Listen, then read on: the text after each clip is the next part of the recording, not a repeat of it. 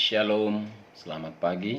Berjumpa kembali bersama saya dengan Pendeta Kimson Sianturi, ingin membagi kebenaran firman Tuhan.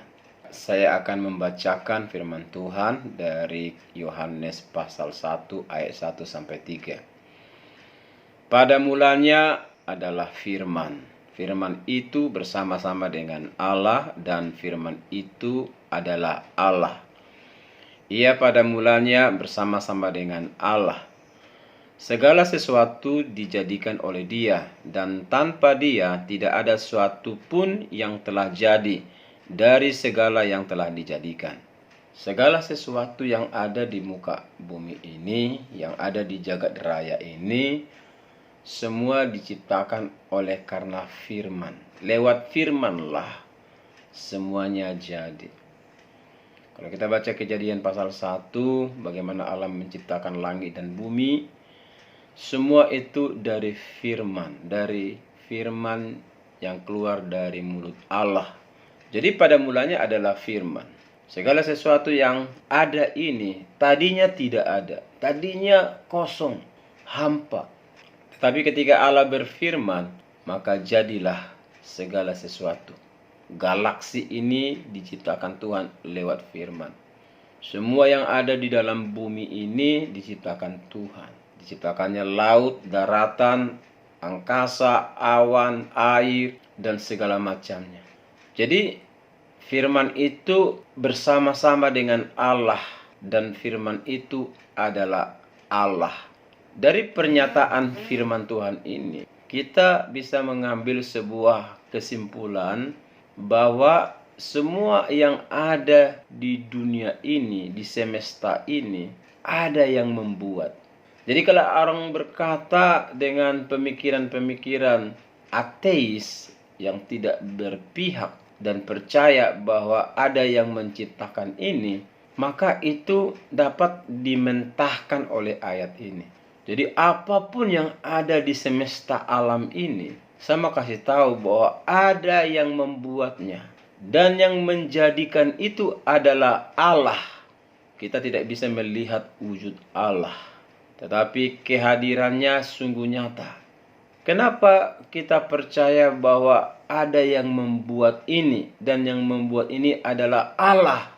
Karena tidak mungkin sesuatu terjadi begitu saja tanpa ada pembuatnya. Kalau kita lihat, semua beraturan. Matahari tetap berfungsi menyinari bumi secara teratur, disiplin. Bumi mengitari matahari. Itu tidak pernah bentrok. Sehingga kalender kita itu tidak pernah berubah. Dari tahun ke tahun itu yang terjadi. Nah, semua ini bisa mengalami keteraturan yang begitu luar biasa. Tentu ada yang menciptakannya. Saudara tahu siapa yang menciptakannya? Allah. Jadi kita harus percaya satu hal, bahwa firman Allah adalah perkataan Allah sendiri. Kalau Tuhan katakan jadi, maka jadi. Itu sebabnya mulai dari kitab Kejadian sampai Wahyu adalah firman Allah. Dan apa yang disampaikan Alkitab di dalam Perjanjian Lama dan Perjanjian Baru adalah firman. Firman yang sama yang telah menjadikan langit dan bumi. Firman yang sama yang membuat yang tidak ada menjadi ada. Jadi kalau kita mulai mengenal Allah, yang pertama adalah kita harus percaya Allah yang menjadikan segala sesuatu. Allah yang menjadikan saudara dan saya. Allah yang membentuk seseorang di dalam rahim seorang ibu. Ya, sampai dia lahir. Semua ada keterlibatan Allah. Karena yang memberikan kehidupan kepada manusia adalah Allah. Karena dari Tuhanlah kehidupan itu. Adam, manusia yang pertama. Tuhan hanya membentuk dari debu tanah. Dibentuk dan dihembuskan nafas kehidupan. Maka Adam menjadi manusia yang pertama di dunia ini. Hidup dari sebuah tanah yang dibentuk Tuhan. Jadi sumber kehidupan berasal dari Allah. Sehingga kalau kita tahu bahwa Allah adalah sumber kehidupan manusia, maka kita tidak bisa meremehkan hubungan kita dengan Tuhan. Kita harus memelihara hubungan itu. Kita harus menghormati Allah. Kita harus beribadah kepada Allah. Kita harus mengucap syukur kepada Tuhan. Sebab Dia Allah yang menciptakan kita. Dan jangan pernah meremehkan setiap firman. Dari Kejadian sampai Wahyu adalah firman. Isi hati Allah. Jadi kalau saudara mau mengenal siapa Allah yang menciptakan langit dan bumi ini, pelajarilah Alkitab. Karena itu firman Allah. Isi hati Allah.